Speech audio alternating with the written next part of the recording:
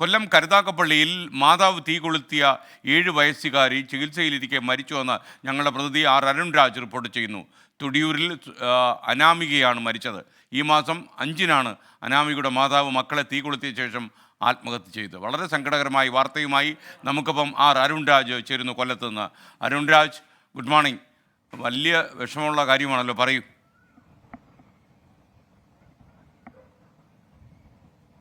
തീർച്ചയായും good morning എന്ന് പറയുമ്പോൾ പോലും അത്ര ശുഭകരമല്ല വാർത്ത എന്നുള്ളതാണ് യാഥാർത്ഥ്യം.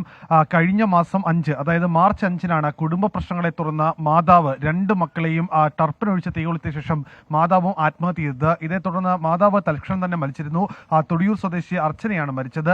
തുടർന്ന് മക്കളായ അനാമിക, ആരവ് എന്നിവർ ആദ്യം കോട്ടയം മെഡിക്കൽ കോളേജിലും പിന്നീട് തിരുവനന്തപുരം SIT മെഡിക്കൽ കോളേജിലും ചികിത്സയിലായിരുന്നു. ഗുരുതരമായി ഇരുവർക്കും പൊള്ളലേറ്റിരുന്നു എന്നുള്ളതാണ് അന്ന് ആരോഗ്യവകുപ്പ് പറഞ്ഞിരുന്നത്. പിന്നീട് ഈ ചികിത്സയിൽ തുടരുന്നതിനിടയിലാണ് കഴിഞ്ഞ ദിവസം രാത്രിയോടെ അനാമികയുടെ മരണം സംഭവിച്ചിരിക്കുന്നത്. ഈ 70%-ലധികം പൊള്ളൽ ഈ 2 കുട്ടികൾക്കും ഏറ്റിരുന്നു. ഈ ടർപ്പനൊഴിച്ചാണ് ഈ മാതാവ് ഇരുവരെയും തീ കൊളുത്തിയത്. തുടർന്ന് ഈ തീ കൊളുത്തിയ ശേഷം മക്കളുടെ നിലവിളി കേട്ടാണ് നാട്ടുകാർ ഓടിക്കൂടിയപ്പോഴേക്കും 3 പേരെയും ഈ തീപ്പൊള്ളലേറ്റ് താഴെ കിടക്കുന്ന നിലയിലാണ് കണ്ടെത്തിയത്. ഉടൻ തന്നെ ആശുപത്രി എത്തിച്ചെങ്കിലും അർച്ചനയുടെ ജീവൻ രക്ഷിക്കാൻ കഴിഞ്ഞിരുന്നില്ല. മക്കൾ ജീവിതത്തിലേക്ക് തിരിച്ചു വരുമെന്നായിരുന്നു ആദ്യം കരുതിയിരുന്നത്. പക്ഷേ ഈ അനാമികയുടെ മരണമാണ് ഇന്നലെ വൈകിട്ടോടെ സംഭവിച്ചത്.